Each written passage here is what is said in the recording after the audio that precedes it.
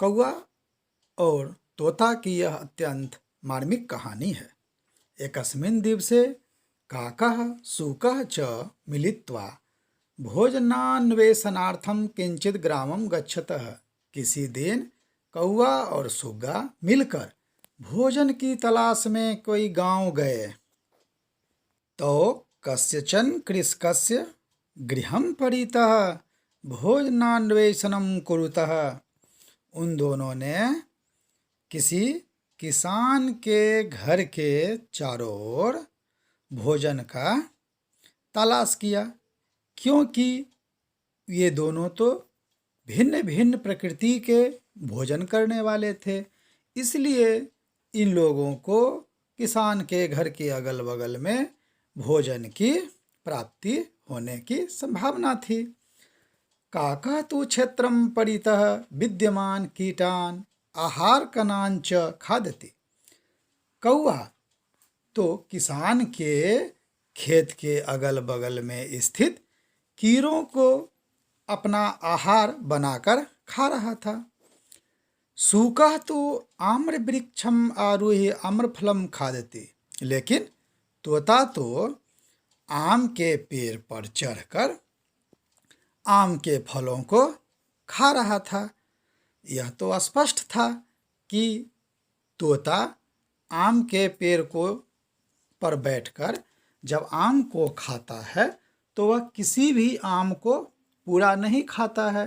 कभी इस आम में चोंच मारता है तो कभी उस आम में चोंच मारता है, जिसके कारण वह आम तो कम खाता है, लेकिन आम पेड़ पर बहुत सारे बर्बाद हो जाते हैं।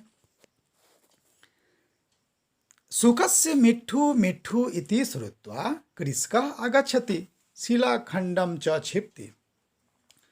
तोता के मिट्ठू मिट्ठू को सुनकर किसान आता है और उसे आम को खाता हुआ देखकर उस पर पत्थर उठाकर फेंकता है।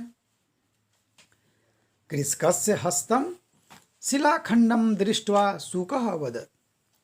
किसान के हाथ में पत्थर के टुकड़ा को देखकर तोता बोला, भवान तम कुरूपम काकं न मारयति सुंदरं माम किमर्थ ताड्यति। आप उस काले कलूटे कुरूप कौवा को नहीं मार रहे हैं, बल्कि मेरे जैसे सुंदर पक्षी को मार रहे हैं। किस लिए? किसान बोला, भवान मम आम्रानी नाशयति काकः तु परिश्रम स्वक्षम करोति। आप मेरे आम को नष्ट कर रहे हैं।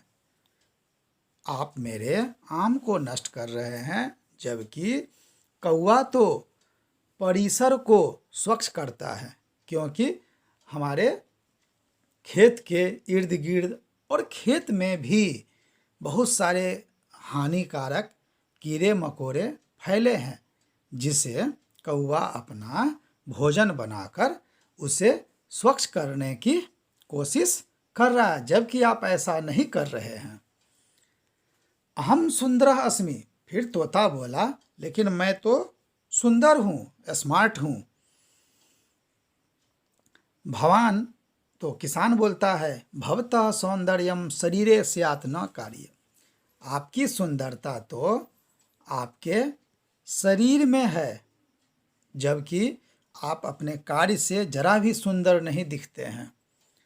शुकः स्वस्य दोषान् स्वीकृतवान्। तोता अपने दोष को, अपने अवगुण को स्वीकार कर लेता है। इसलिए सत्यमेव उक्तम, सत्य ही कहा गया है। नरः कार्येन सुंदरः भवति न तु शरीरेण।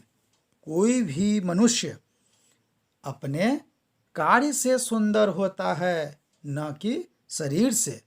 मनुष्य जैसा कार्य करता है, उसकी सुंदरता, उसके गुण, उसके अवगुण की चर्चा उसी रूप में होती है।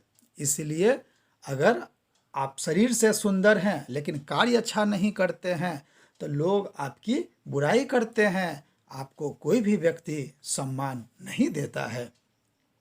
तो आपको सुंदरता की यह कहानी कैसी लगी निश्चित रूपेण कमेंट बॉक्स में